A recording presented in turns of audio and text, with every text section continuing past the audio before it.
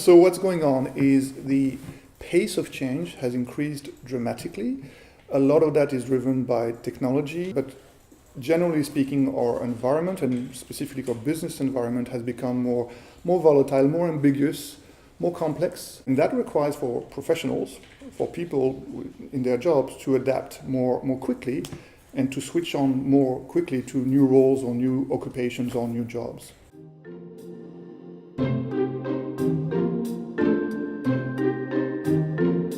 In the old days, people would experience career transition oftentimes in a very sort of negative, dramatic way, often associated to failure. Our key message in this book is to say, embrace career change, embrace disruption. The other message is, there is a way to do it. Even though the change might be dramatic, there are different steps that you can follow to make it more consumable, more easier.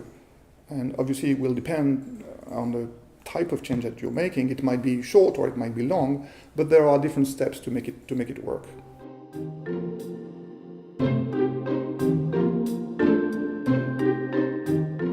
The first E is explore.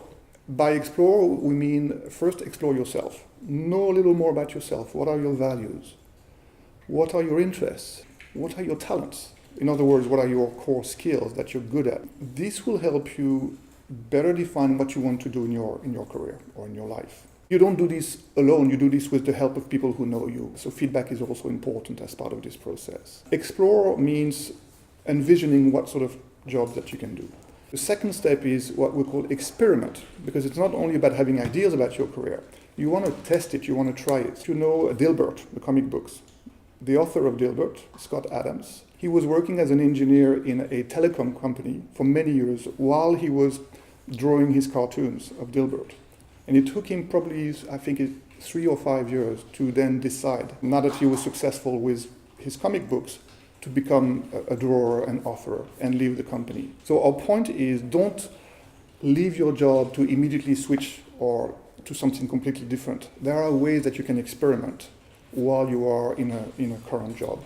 The third step is engage, and by engage we mean take a very deliberate and very organized way to manage your transition in the new job. So try to leverage your skills, the skills you have from before, but also try to adapt and understand the new environment, the new culture, the new ways of doing a new work. And the fourth E is called expand, and by that we mean basically enjoy being in a new role, take advantage of that. It's fulfilling, but continue to expand your competencies and continue to think about your career on an ongoing basis.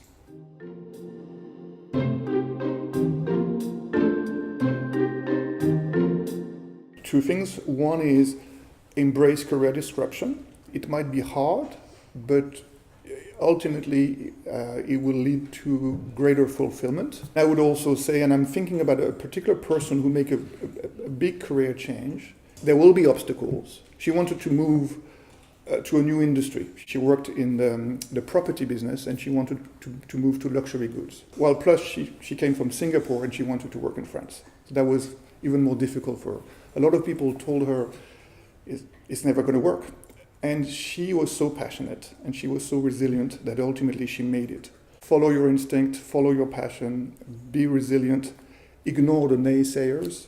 Just do what you think is the right thing to do for yourself.